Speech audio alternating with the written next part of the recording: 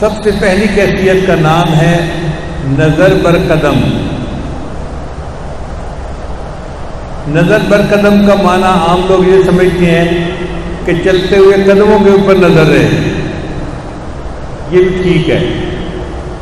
اللہ تعالیٰ نے ارشاد فرمایا قل للمؤمنین یغضوا من ابصارہم، ایمان والوں سے کہو کہ اپنی نگاہوں کو نیچے رکھیں۔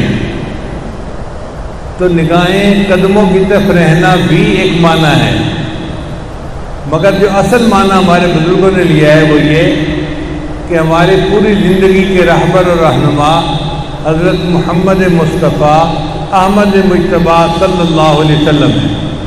اب ہم اگر زندگی کا راستہ چل رہے ہیں تو ہمیں چاہیے کہ اپنے رہبر کے قدموں کے نشان پہ نظر رہے۔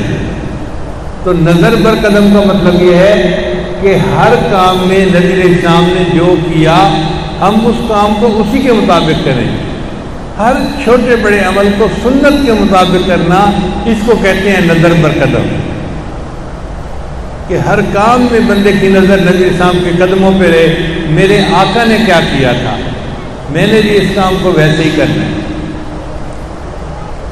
جب اتباع سنت کی یہ کیفیت ہوتی ہے نا کہ بندہ ہر کام سنت کے مطابق کرتا ہے تو وہ بندہ اللہ کا محبوب بن جاتا ہے۔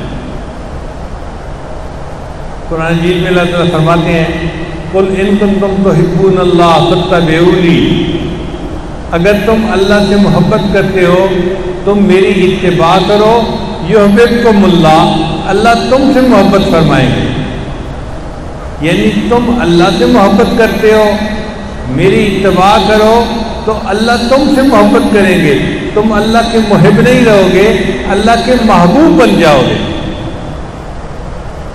یہ کتنی عجیب بات ہے کہ نبی علیہ السلام کی سنت کی تابعداری کرنے پر انسان محب تو ہوتا ہی ہے، وہ اللہ کا محبوب بن جاتا ہے۔ اور جب اللہ کی محبت کی نظر ہوتی ہے تو پھر بندے کے دل میں اللہ کی محبت اور بڑھتی ہے۔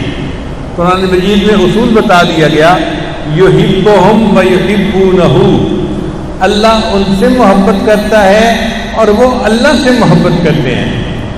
تو اللہ کی محبت کی نظر جب بندے پر پڑتی ہے اس کا نتیجہ یہ کہ بندے کے دل میں پھر اللہ کی محبت بڑھتی ہے، پھر زندگی کا صحیح مزہ آتا ہے انسان کو۔